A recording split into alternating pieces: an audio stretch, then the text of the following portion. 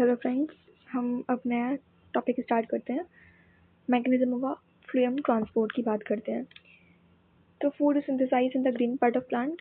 The non green part are dependent on the photosynthesis cell for enrichment. The food is the form of sucrose and transported by the vascular tissue phloem with the help of sieve tube. Let us learn a bit more about phloem transport. The transportation occurs in direction of the source to sink. Transport of organic solute from one part of the plant to another part through the phloem sieve tube is called a translocation of a organic solvent. क्या बोला इसने कि अगर हम किसी भी organic solute का plant के एक पार्ट से दूसरे पार्ट में ट्रांसपोर्ट करते हैं थ्रू अ फ्लोएम की किस पार्ट से, सीव ट्यूब से, तो उसे हम ट्रांसलोकेशन कहते हैं। अब हम यहाँ कुछ मैकेनिज्म स्टार्ट करते हैं फ्लोएम ट्रांसपोर्ट के। क्या है इसमें कि इस हाइपोथेसिस में इन्होंने क्या किया, देखो बताती हूँ क्या किया इन्होंने इसमें।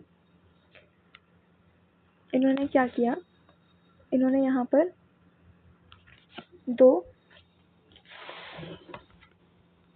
बल्ब लिए, bulb A and bulb B, and इन्होंने भाई सेम जो हमने पीछे पढ़ा था वही किया। इन्होंने ट्यूब से जोड़ दिया इन दोनों को, हैविंग अ सेमी-परमेबल मेम्ब्रेन, और उनको वाटर के अंदर डाल दिया।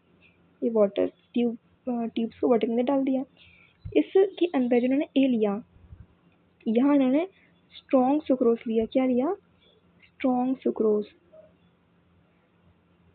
और यहाँ इन्होंने बी पॉइंट में वीक सुक्रोज लिया। अब वीक सुक्रोज स्ट्रॉन्ग सुक्रोज मतलब कि जो स्ट्रॉन्ग की जो मॉलिबिलिटी अच्छी खासी होगी, कंसंट्रेशन अच्छी खासी होगी, इससे कम होगी। सुक्रोज की यहाँ पानी भरा हुआ है बहुत सारा, है ना, यहाँ पानी भरा हुआ है बहुत सारा। तो यहाँ पे क्या हुआ, यहाँ ये स्ट्रॉन्ग है ए जो है, अब स्ट्रॉन्ग है तो उसकी कंसंट्रेशन ज़्यादा है, इसका ऑस्मोटिक प्रेशर कंपेयर टू ज़्यादा होगा। तो water move from low osmotic pressure to high osmotic pressure with the help of semi-permeable membrane. तो water move here inside it. जब water move करेगा तो solution will move towards it due to high pressure. फिर यहाँ pressure create होगा तो यहाँ से sucrose just move come out from the tube to water bath.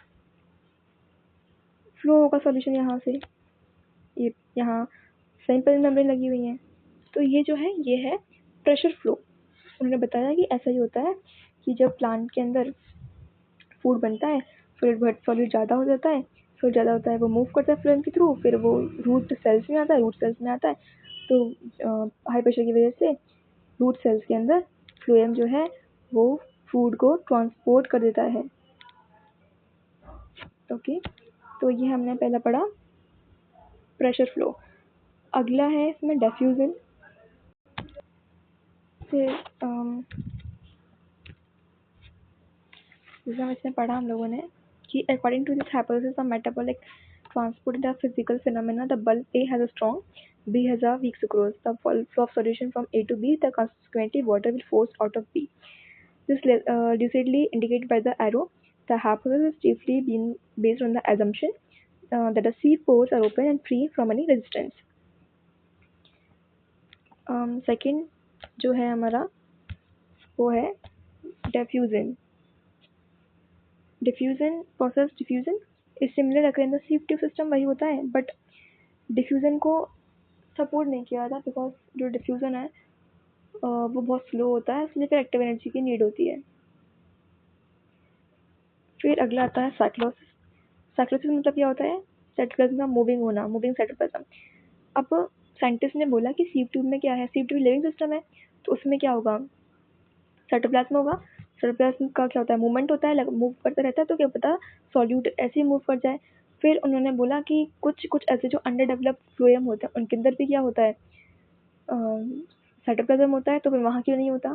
तो एक अच्छा क्वेश्चन था कि ये ऐसा क्यों नहीं होता। तो ये थ्योरी को सपोर्ट करता है कि ये थ्योरी सपोर्ट नहीं करती कि जो फ्लोएम है वो साइक्लोसिस मूवमेंट के थ्रू वाटर को फूड को ट्रांसपोर्ट करता है।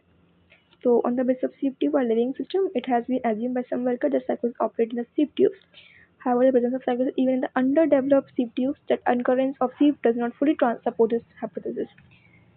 फिर अगला है इलेक्ट्रोऑस्मोसिस।